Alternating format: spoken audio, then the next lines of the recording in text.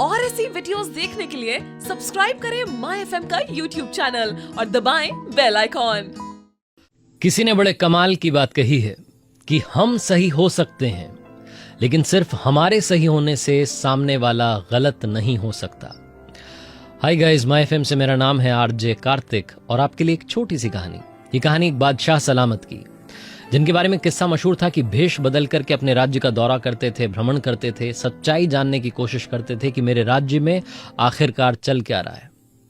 एक दिन ऐसे ही अपने वजीर के साथ में भेष बदल करके निकले थे, बाजार का दौरा कर रहे थे, अलग अलग दुकानों पर जा रहे थे, रेट चेक कर रहे थे कि कहीं कोई लूट तो नहीं रहा है लोगों को, हमारी भोली भाली जनता को।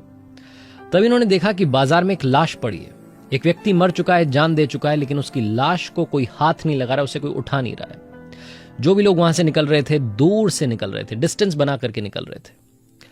बादशाह को माजरा समझ नहीं आया, पास में गए, उस व्यक्ति की लाश के पास गए, लोगों को मदद के लिए बुलाने लगे कि कोई तो आइए, इसकी लाश उठानी है। लेकिन कोई भी आने के लिए तैयार नहीं था।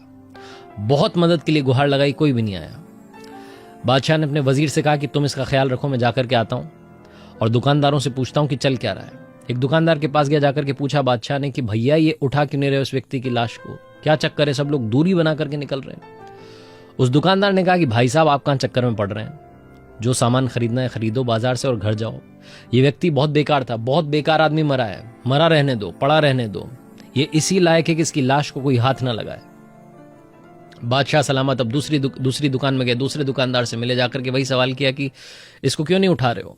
उस दुकानदार ने भी कहा कि बहुत बेकार आदमी था साहब, आप कहां चक्कर में पड़ रहे हैं। तीसरे दुकानदार के पास गए, जाकर के पूछा कि इसकी कोई निशानी भी इसकी जेब में नहीं है, ये तो बता दो कि कहां का रहने वाला है, कौन आदमी है, कौन मर गया है, जिसको कोई हाथ नहीं लगा रहा है। उस तीसरे दुकानदार ने उस व्यक्ति का जो मर गया था उसका पता बताया। बादशाह अपने वजीर के साथ में उसकी लाश को उठा करके उसके घर तक ले गए। कोई बादशाह को पहचान नहीं रहा था क्योंकि भेष बदला हुआ था। उस व्यक्ति के घर पर जाकर के दरवाजा खटखटाया।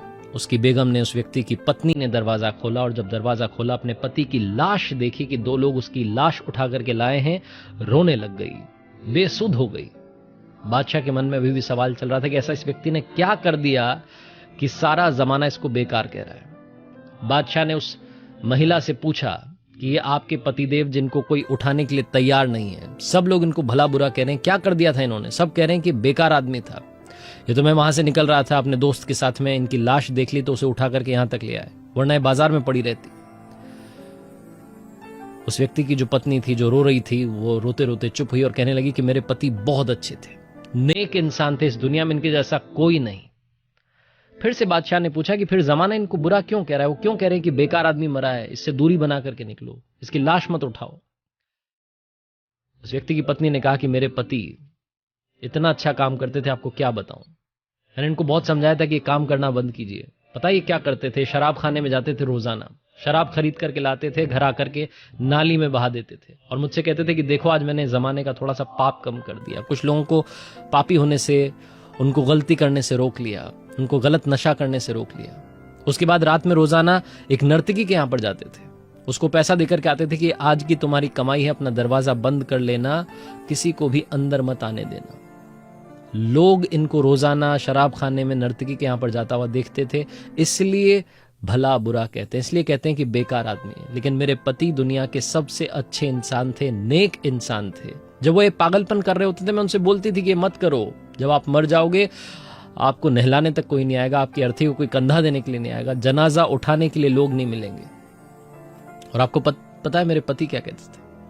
मेरे पति ने मुझे हमेशा एक बात कही जो मुझे अभी याद आ रही। उन्होंने कहा कि देखना, जब मैं इस दुनिया को छोड़ करके जाऊंगा, उस वक्त का बादशाह और नेक लोग मेरा जनाजा उठाने के लिए, मेरी अर्थी को कंधा देने के लिए आएंगे। ये कहकर के वो जो पत्नी थी फूट फूट करके रोने लगी। बादशाह की आंख में आंसू आ गए।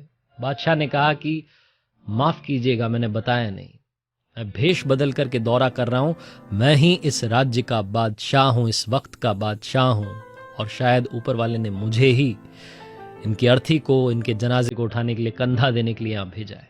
आप चिंता मत कीजिए, शाही अंदाज में जनाजा निकाला जाएगा। छोटी सी कहानी है लेकिन बहुत कुछ सिखाती है। आजकल हम लोग, दो लोग मिलकर के तीसरे की बुराई कर रहे होते हैं, उसको जज कर रहे होते हैं, सही गलत का फैसला हम लोग मिलकर के कर रहे होते हैं। हम सही हो सकते हैं लेकिन सिर्फ हमारे सही होने से सामने वाला गलत नहीं हो सकता। हमेशा याद रखिएगा, लोगों को जज करते रहेंगे, उनकी बुराई करते रहेंगे, उनके बारे में कमियां निकालते रहेंगे, समय व्यर्थ करते रहेंगे, वेस्ट करते रहेंगे। उस टाइम का इस्तेमाल अपने लिए कीजिए, अपने गोल पर फोकस कीजिए, जो काम आप करना चाहते हैं उसे कीजिए, सक्सेस हासिल करने के लिए मेहनत कीजिए, उस समय का सही उपयोग कीजिए। यही ये कहानी सिखाती है। दुनिया में अगर हमारे कहने से कुछ गलत हो जाता तो फिर क्या होता? जो सही है वो सही रहेगा, जो गलत है वो गलत रहेगा। लोगों के बारे में पहले से ही वो धारणा बनाना बंद कीजिए। आरजे कार्तिक बस यही कहता है, अपनी मेहनत के साथ, ऊपर वाले के आशीर्वाद के साथ कर दिखाओ कुछ ऐसा कि दुनिया करना चाहे आपके जैसा। चलो आज कुछ अच्छा सुनते हैं। ऐसे ही वीडियोस देखने के लिए सब्सक्राइब करें माई एफएम का ऑफिशियल यूट्यूब चैनल। याद रखिए, अगर आप कुछ अच्छा सुन रहे हैं तो माई एफएम सुन रहे हैं। चलो आज कुछ अच्छा सुनते हैं।